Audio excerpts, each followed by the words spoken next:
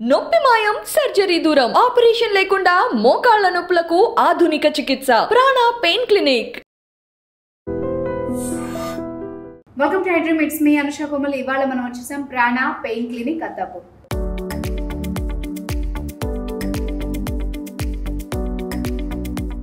So ఇక్కడ speciality చెప్పాలంటే సౌత్ ఇండియాలోనే the largest pain relief centre అని చెప్పొచ్చు. At the same time 4.9 ratings, positive టెస్టిమోనియల్స్తో, పేషెంట్ రివ్యూస్తో సక్సెస్ఫుల్గా రన్ అవుతుంది. సో దీని గురించి మాట్లాడేందుకు మనతో పట్టున్నారు doctor Sahitya, interventional pain specialist. At the same time Raj garu, medical exercise specialist. వార్త మాట్లాడారు. Hi ma'am.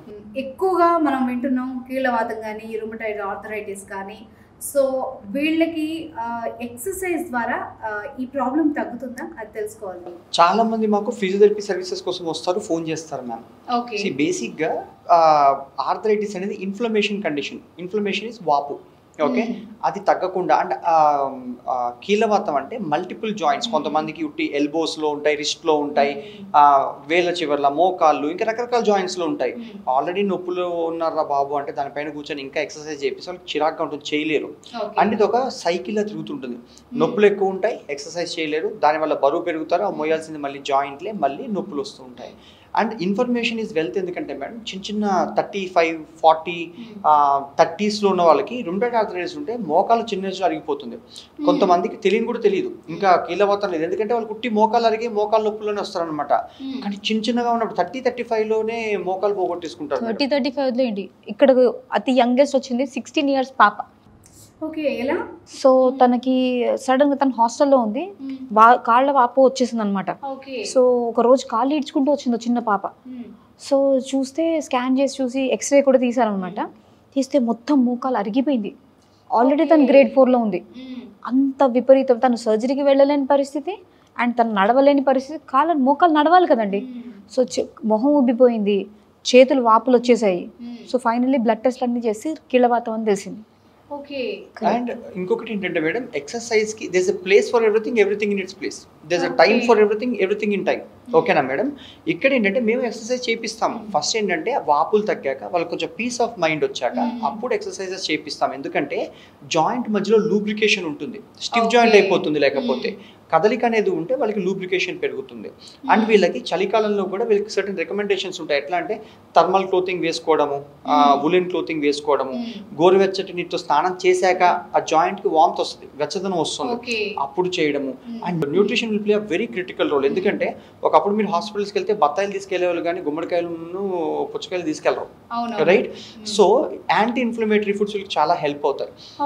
అది కూడా ఓవరాల్ క్యాలరీ ఇంటేక్లో ఉండాలి. అంటే ఇష్టం వచ్చినట్టు తినేయకుండా, బరువు పెరగకుండా ఇక్కడ ఒక డాక్టర్, డైటీషియన్, ఫిజియోథెరపిస్ట్, ట్రైనర్ కలిసి పనిచేసి ఇంటర్వెన్షన్స్తో ఫస్ట్ పెయిన్ తగ్గించి అసిస్ట్ చేసి, ఇంత పెద్ద టీం, మా దగ్గర 75 people టీం ఉంటారు. వాళ్ళు ఇంత దూరం పిలిపించం కూడా మేము. ఎందుకంటే వాళ్ళు ఎక్కడికి వెళ్ళినా అయితే పెయిన్ కిల్లర్లు, పైన కాపడాలు, మసాజ్లు, ఫిజియోథెరపీలు ఇవే ఉంటాయి వాళ్ళకి. ఇంక ఇక్కడ లోపల వాపు తగ్గకుండా ఇప్పుడు నేను కొంతమంది మెడలు విరుస్తారు, కొంతమంది చేతులు విరుస్తారు, అలా చేస్తే హాయి వస్తుంది.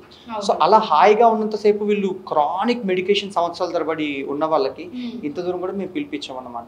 సో మిమ్మల్ని కన్సల్ట్ అవ్వాలంటే ఎలా మెమరీ? వాళ్ళు దూరం నుండి రాలేని వాళ్ళు కనుక, పెయిన్ ఎక్కువ ఉన్న వాళ్ళు కనుక కన్సల్ట్ అవ్వాలంటే? రైట్.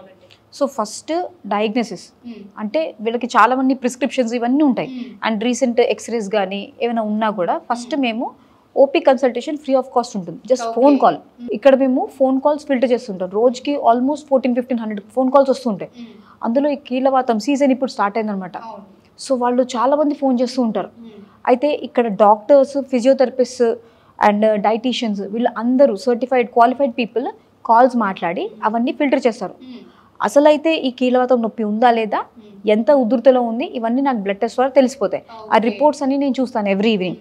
అది చూసిన తర్వాత ఒకవేళ పేషెంట్ అనే వాళ్ళు నడవలేని పరిస్థితిలో వస్తుంటే వాళ్ళకి ముందుగానే చెప్తాం, ఈ టైంకి మీరు రండి, ఇక్కడ ఓపీలు ఉండవు, కన్సల్టేషన్స్ ఏవి ఉండవు, సో ఈ టైంకి రండి అని చెప్పి. ఏ జాయింట్ అయితే ఎక్కువ ప్రాబ్లం ఉంది అవన్నీ నేను స్కాన్ చేసుకుని ఎగ్జామిన్ చేస్తాను పేషెంట్.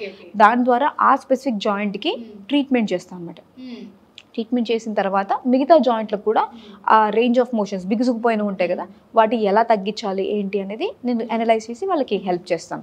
సో డైరెక్ట్లీ ఒక ఫోన్ కాల్ ద్వారానే వీళ్ళు మమ్మల్ని అప్రోచ్ అవ్వచ్చు. యూజువల్గా మనం కీళ్ళవాతంకి వచ్చేసరికి చాలా చోట్ల ట్రీట్మెంట్స్ కానీ, పైన లేపనాలు కానీ ఏవి కానీ మనం చేస్తారు, కానీ మళ్ళీ మళ్ళీ ఆ ప్రాబ్లం రిపీట్ అవుతూ ఉంటుంది. ఇది మనం పేషెంట్స్ లో చూస్తాం. మరి మీరు ఎలాగా స్పెషల్ అని చెప్పొచ్చు ఇందులో? కరెక్ట్. సో ఇక్కడ బేసికలీ 2 థింగ్స్ ఉంటాయి మేడం. సో కీళ్ళ వాతం అనేది షుగర్, బీపీ లాంటిది. ఇది కంట్రోలే చేయొచ్చు కానీ దీనికి క్యూర్ లేదు. సో ఇది చాలా మటుకు పేషెంట్స్ కి తెలియదు. వాళ్ళు కొన్ని రోజులు మందులు వాడతారు, అవి వదిలేస్తారు, సో మళ్ళీ ఇది వచ్చేస్తుంది. సో అలా కాకుండా ఎప్పుడైతే ఆ పేషెంట్ కి ఒకవేళ ఫర్ ఎగ్జాంపుల్ మోకాలు తీసుకుందాం, చాలా మటుకు మంది ఇంత చిన్న పాపకి 16 years పాపకి మోకాలు మొత్తం అంతా వాపు వచ్చేసి తను ఈడ్చుకుంటూ వచ్చింది అనమాట ఇక్కడికి. సో దానికి నేను చేసి అంటే ఫస్ట్ బ్లడ్ టెస్ట్లు చేయించుకుని ఆ తర్వాత స్కానింగ్ లో ఆ ఫ్లూయిడ్ అంతా తీసేసాం ఎక్కడెక్కడైతే అరిగిపోయిందో. దాని తర్వాత పెయిన్ రిలీఫ్ కోసం ఆర్ఎఫ్ అబ్లేషన్ అనేది చిన్న అంటే చాలా తక్కువ రేంజ్లో చేస్తాం అనమాట. కొన్ని పెయిన్ ప్రొసీజర్స్ ఉంటాయి, అవి చేసిన తర్వాత దెన్ ఆ పాపకి మళ్ళీ రాకుండా ఈ మందులు ఎంత తక్కువ మోతాదులో వాడాలి, ఎంత వాడాలి, బేసిక్ ఉంటాయన్నమాట. సో సీజన్ ఎక్కువ అయినప్పుడు ఇంకొంచెం మోతాదు పెంచుతూ ఉండాలి. అలా పెంచుతూ తగ్గిస్తూ ఉంటే వాళ్ళకి ఒక పాయింట్ ఆఫ్ టైంలో అసలు అవసరమే ఉండదు. అండ్ నా పాపకు ఒకటేసారి ప్రొసీజర్ చేశాను అండ్ ప్రతి ఏడాది ఇక్కడికి రివ్యూకి వస్తుంది ఆ పాప. సో అలాగ చాలా మంది పేషెంట్లు ఇప్పుడు సో రివ్యూస్కి వస్తుంటారు, కానీ నేను ఇప్పటి వరకు 1-2 సార్లు చేయడం తప్ప మరీ ఎక్కువ ఉధృత ఉంటే తప్ప రిపీటెడ్ గా నేను చేసింది లేదు. మల్టిపుల్ జాయింట్స్ పెయిన్ తో వచ్చిన వాళ్ళు 2 years బ్యాక్ వచ్చిన వాళ్ళు ఇప్పటిదాకా రాలేదు మేడం. సో మహా అయితే జీవితంలో ఒకసారి వస్తారు, 45 నిమిషాలు, 1.5-2 గంటలు, అంటే ఓ వెబ్ సిరీస్ సినిమా చూసారంటే తక్కువ టైంలో ఇక్కడ నుంచి వెళ్ళిపోతారు. Quality of life, peaceful nights sleep అన్ని దొరుకుతాయి వాళ్ళకి. అండ్ ఎక్కడికి వెళ్ళినా ఇన్ని తిరిగేసి రాసుకోవడాలు, కన్సల్టేషన్లు, స్కాన్లు, డబ్బులు పోగొట్టుకోవడాలు, టైం వేస్ట్ చేసుకోవడాలు కాకుండా మీకు అది ఉందని తెలిసినప్పుడు 45 నిమిషాలు కాదనుకుంటే జీవితంలో పరిష్కారం జరుగుతుంది. ఇక్కడికి ఏ జాయింట్ కి ఇన్వాల్వ్ అవుతుందో మోస్ట్లీ ఇక్కడ చిన్న జాయింట్స్ తో స్టార్ట్ అయ్యి అండ్ మెయిన్లీ పెద్ద జాయింట్స్ అయ్యే కొద్ది పెద్ద జాయింట్స్, మోకాళ్ళు ఎస్పెషల్లీ అండ్ ఎల్బో. ఒక పేషెంట్ అయితే లిటరల్ నేను ఇట్లా బిగుసుకుపోయిన అన్నం తినడానికి కూడా రాలేదు ఆ పేషెంట్, ఇలా తినేవారు అనమాట. అండ్ సోషల్ స్టిగ్మా అది కవర్ చేసుకోవడానికి ఇక్కడ వరకు ఆవిడ చుడిదార్ స్లీవ్ ఇక్కడ ఉండేదన్నమాట. సో అలాంటి బిగుసుకుపోయిన జాయింట్స్ కి కూడా మనం ట్రీట్మెంట్ చేస్తాం. ఏ జాయింట్ ఇన్వాల్వ్ అయిందో చూసుకుని దాని ప్రకారంగా, ఒకవేళ చిన్న జాయింట్స్ అనుకోండి నేను 2-3 జాయింట్స్ ఎట్ ఏ టైం చేస్తాను పేషెంట్. పెద్ద జాయింట్ అనుకోండి ఒక జాయింట్ మెయిన్లీ చేస్తాను. మేడం మరి దీనికి ట్రీట్మెంట్స్ ఎలా ఉంటాయి, ప్రొసీజర్స్ ఎలా ఉంటాయి మీ దగ్గర? సో నేను మీకు చెప్పడం కన్నా ప్రొసీజర్ ఎలా చేస్తానో చూపిస్తే మీకు ఇంకా క్లారిటీ ఉంటుంది. కరెక్ట్.